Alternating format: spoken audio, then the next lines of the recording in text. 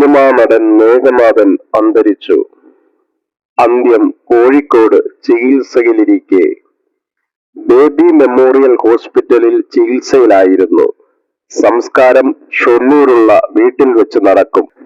മലയാള ചലച്ചിത്രങ്ങളിലൂടെ പ്രശസ്തനായ നടൻ മേഘനാഥൻ അന്തരിച്ചു.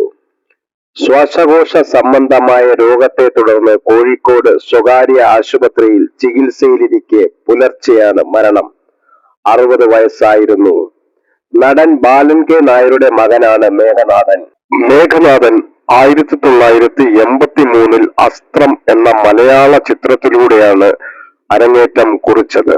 50-ലധികം മലയാള സിനിമകളിൽ അദ്ദേഹം അഭിനയിച്ചിട്ടുണ്ട്. മേഘനാഥൻ സുമതിയെ വിവാഹം കഴിച്ചു. ദമ്പതികൾക്ക് പാർവതി എന്നൊരു മകളുണ്ട്. പാലക്കാട് ഷൊർണൂരാണ് ഇവർ സ്ഥിരതാമസമാക്കിയിരിക്കുന്നത്.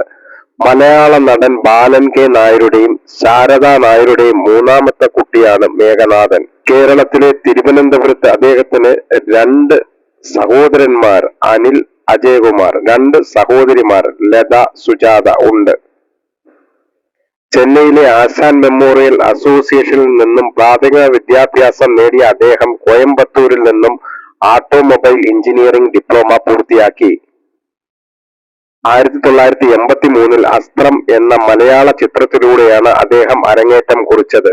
മേഘനാഥൻ വെള്ളിത്തിരയിൽ അരങ്ങേറ്റം കുറിച്ചത്. നിയോഗം, ഉത്തമൻ, yes your honour, Mizhi, ticket 43 2015 ആ ചിത്രം റിലീസ് ചെയ്തത് എന്നിവയാണ് അദ്ദേഹത്തിന്റെ ശ്രദ്ധേയമായ ചലച്ചിത്ര.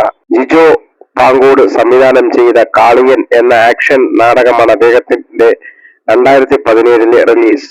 സിനിമകൾക്ക് പുറമെ പറയാൻ ബാക്കി വെച്ചത്, സ്നേഹാഞ്ജലി, മേഘസന്ദേശം, സ്ത്രീത്വം തുടങ്ങി നിരവധി മലയാള TV സീരിയലുകളിലും പ്രവർത്തിച്ചിട്ടുണ്ട്. അരുൺകുമാർ അരവിന്ദ് സംവിധാനം ചെയ്ത അണ്ടർവേൾഡ് ആണ് അദ്ദേഹത്തിന്റെ 2019 റിലീസ് ചിത്രം. അന്തരിച്ച ചലച്ചിത്ര നടൻ മേഘനാഥന് പർപ്പിൾ മീഡിയയുടെ ആദരാഞ്ജലികൾ.